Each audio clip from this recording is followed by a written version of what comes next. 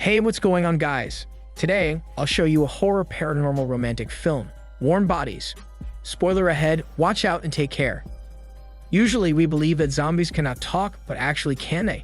In this post-apocalyptic, zombie romance film, the possibility of zombies talking, thinking, and desiring to be human again is explored.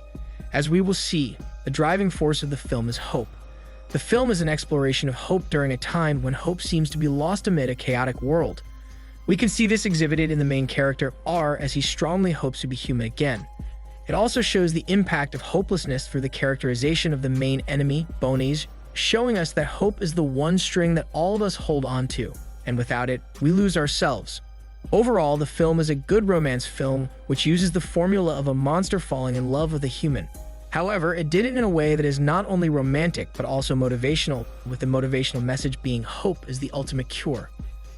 The film opens in an airport. The protagonist describes what he should do with his life, only to tell the audience that he is now dead. He cannot remember his name, his family, the world prior, or how everything had turned out the way it is now. He thinks that his name starts with R, but has forgotten it. While wandering around, R spots a group of deformed zombies called Bonies, noting that they will eat anything with a heartbeat, and that all dead people will eventually turn like them. Eventually, he meets with his best friend.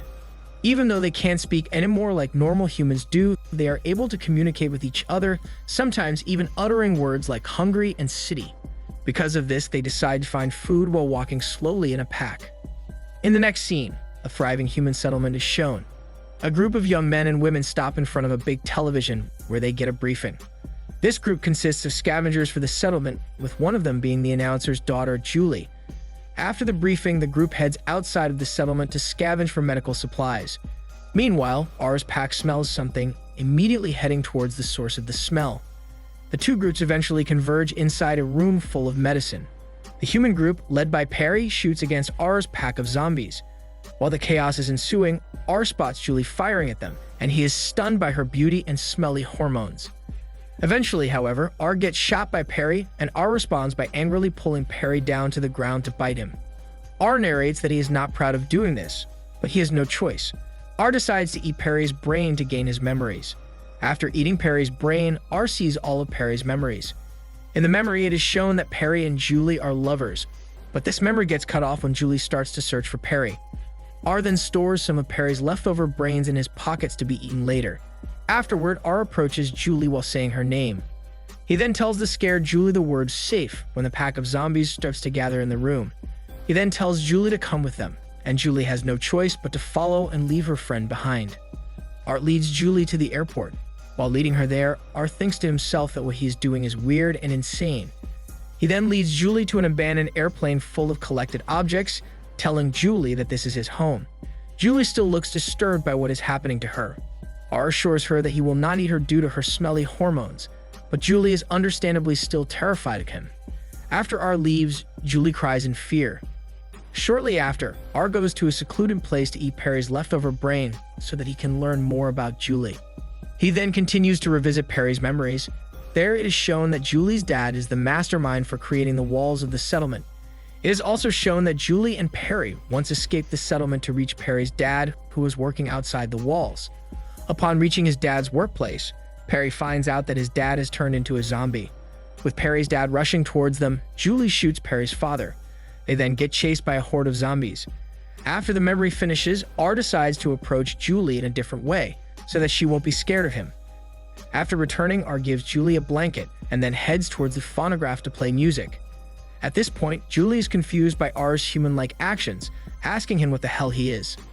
The following day, Julie wakes up feeling hungry. After R tells her that it is not safe, Julie then asks R to give her some food. R is happy to oblige. But after R leaves, Julie escapes and makes a run for it. However, she stops when she sees multiple groups of zombies. Suddenly, R shows up behind Julie to smear blood on her face, telling her not to run and then act dead. At first, Julie comically walks like a stereotypical zombie, but R tells her that it's too much. They then find a canned fruit cocktail, and Julie happily eats it back in the airplane. R gives Julie a bottle of beer. Julie delightfully drinks the beer, telling R that he's not that bad. R then tells her that he has a name and that it starts with R, but he cannot remember. After settling with just R, Julie tells R that she wants to go home, but R tells her that she has to wait a few days. Afterward, the two drive a car. After having her fun, Julie then teaches R how to drive. After they do this, they return back to the airplane where Julie plays a record. This is followed by a montage showing the two bonding together. The following day, Julie asks R if her dead boyfriend will return, and R immediately answers no. Julie then tells R that it is for the best, tearfully telling him that she has been preparing for it for a very long time. That night, while Julie is sleeping, R eats another piece of Perry's brain, stating that the dead can't sleep and dream. In that memory, it is shown that Perry becomes a soldier due to his father's death. R also sees the events leading to Perry's eventual death, making R spit his brain in disgust. When R looks at Julie again, he finds that she is gone. In the next scene, Julie is fighting a group of zombies surrounding her. When Julie is about to get bitten by R's best friend, R arrives just in time to punch his best friend in the face. After finishing the fight, Julie tells R that it has been a few days and that she really needs to go home. R tells her to stay together. R's best friend rises from the floor and angrily tells R that the living should be eaten. Just as he said this, a Boney arrives at the scene, making Julie and R leave. They then run together, but the Boney is hot on their trail. They are able to escape the Boney for a while, but they eventually meet a group of Bonies. Just as the Bonies are approaching them, R's best friend arrives, hitting and knocking down the Bonies. R's best friend then offers his help because he likes Julie. They then head to the garage. There, a horde of zombies is awaiting them. Out of fear, Julie holds R's hand. After the zombies witness this, they let the two pass to get to their car. They immediately head out when Bonies are fast approaching them. While driving during a rainy night, Julie has to stop over because she is freezing. They stop by at a house in an abandoned neighborhood. Later, when Julie is about to go to sleep, she invites R to the room because the house creeps her out. Meanwhile, back in the airport, R's best friend sees a picture of two people holding hands, making him remember a time when he was holding someone's hand. He then asks the zombie beside him if he can feel it, and the zombie nods at him. They then start to have heartbeats. However, behind them, a group of Bonies appear, with one of them shouting at his face. Back in the abandoned house, Julie and R see an army convoy, with Julie's dad aboard in one of the trucks. Julie then comments that her father will immediately kill R if he sees him. Afterward, Julie goes to bed, while R lays down on the floor. After taking off her still-soaked clothes, Julie tells R that he's a good person for trying to be human. However, filled with guilt, R confesses that he's the one that killed Perry when giving her Perry's watch. After knowing this, Julie turns her back at R, with R apologizing to her. In the middle of the night, R unexpectedly dreams. In his dream, he sees Julie, Perry, and another girl. Perry tells R that he can't dream because only humans dream, but Julie tells R that he can dream whatever he wants. The following day, R wakes up only to find that Julie is not in her bed anymore. R immediately heads outside to look for her, but Julie is nowhere to be found.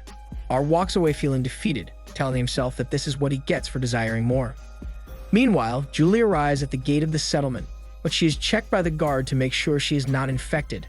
Julie's dad gets out of the gate to meet her, telling her that he's been looking for her. Her dad then gives her a hug and welcomes her home. While walking to the airport, R tells himself that he will forget about Julie. However, when it rains, R suddenly feels cold, telling himself that the dead don't get cold. R then encounters his best friend along with other zombies. R hugs his best friend. Afterward, R asks his best friend why he is out here, and his best friend replies that he got chased out by Bonies. He then tells R that Bonies have been looking for him and Julie, telling R that he started something.